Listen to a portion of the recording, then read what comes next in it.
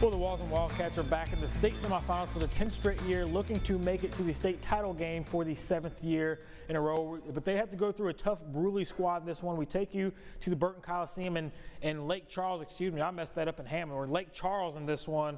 Early on, Zion Weeks gets to the cup right there. He's going to lay in for 2 points at that point in the game. But it's Kazi Murray, his pull-up jumper going to be good for the Panthers at that point. Good stuff from him. Then it's Davey Mays answering back with a three-pointer from the corner.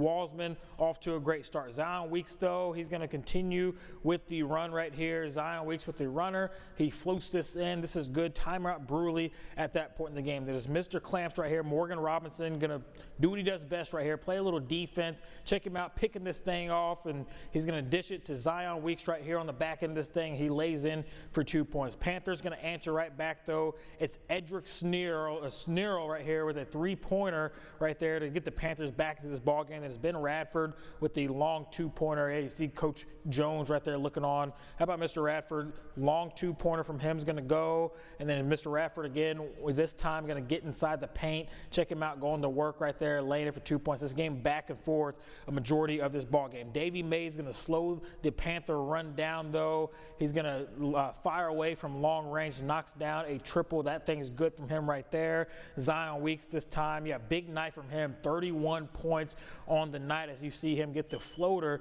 to go inside the paint for 2 points. And it's Micah Bryant. He's going to get a floater to go for the Panthers over the defense. Beautiful stuff from him. Late in the ball game, though, Wossman up by 3 with 3 seconds to go. Davey Mays with a chance to ice this game at the free throw line. He would do just that, knocking down the free throw.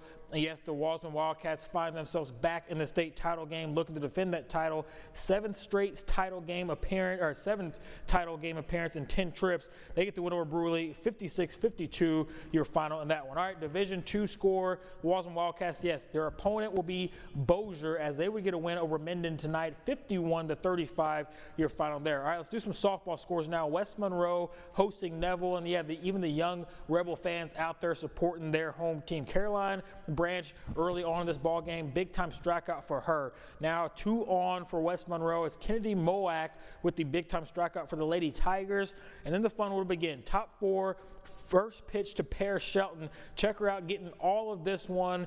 A solo shot to center field puts the Lady Tigers on the board. At that point, it's 7-1 in favor of West Monroe, but in the bottom half, the Lady Rebels will go to work. Piper Hicks, hard hit ball to shortstop. The ball's going to be thrown away. She's going to reach second safely. It sets the wheels for Caroline Zero right here. A 2-run jack right there from her to extend the Lady Rebels lead at that point in the game. Then Addison Sullivan, she's going to add to it. RBI double makes it 10-1 West Monroe, and then Caroline Branch going to help her own cause in this one. She's going to double to left center field. The run's going to score. West Monroe snaps a 5-game losing streak, and they get the win over Neville, 11-1, your final there. All right, Ruston hosting Pineville in this one. Briley Burns right here with the slap for the Lady Rebels through the left side. He's going to score a run, and the Lady Rebs find themselves up 1-0 just like that. And that's Adeline Branch with a sacrifice fly right here to right field.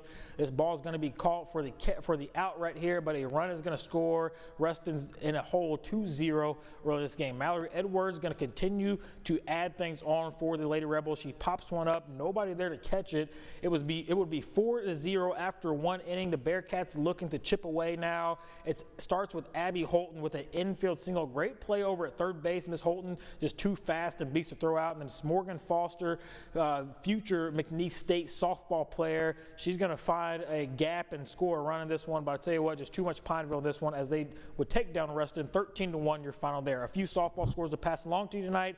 Darbon Woods, big winners over St. Frederick, 3-2, your final on that one. Gina jumps all over Caldwell, 12-2, your final there. Sterlington gets a win over Oak Grove, 6-1, and Washita falls to Ash, 6-3, your final on that one. All right, some baseball action to pass along to you now. Sterlington and Family Community Panthers already up 5-1 in this ball game, and they're going to continue to add to it. Dylan Downs is going to score on a pass ball right here, and is going to make it a 6-1 ball game at that point. Later on in the game, the Warriors going to try to lay down a bunt right here, try to advance the runner. Panthers receivers, a chance for a double play. They're going to get the out at second base. Said the first baseman pulled his foot off at first base. Tell you what, though, no harm at the end of this inning. That sets the table for Corbin Peacock to do some damage right here. He's going to double to left field wall at this point in the game, and check out the celebration on the back end. Yeah, having a little bit of fun in this one. It'll be Devin Downs right here with an RBI single. Yeah, Sterlington jumped all over family community as they get the win. 12-2 your final there. And over at Micah Harper Field, Ouachita Christian hosting Mangum. Tell you what, a really good ball game. OCS up 3-1. Reed Smalling trying to add to it. He's going to poke one into center on the left field for a single at that point in the game, but Lane Allman going to have none of it. He frees the batter right here for strike number 3. That sets up Jacoby Young for the Dragons, going to try to get something going and claw their way back into this game. He's going to single right here to center field. Great piece of hitting from him. Carson Treshell, yeah, having none of it. He's going to bring some high heat for strike number 3.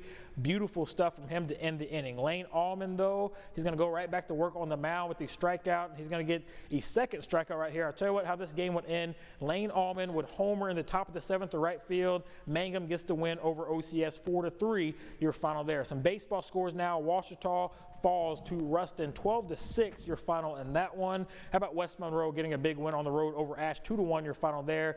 Neville hangs on to take down Pineville 8-7, your final on that one. And Cedar Creek get to win over Beekman Charter 9-3, your final there. SWAC basketball tournament scores to bring you on the women's side.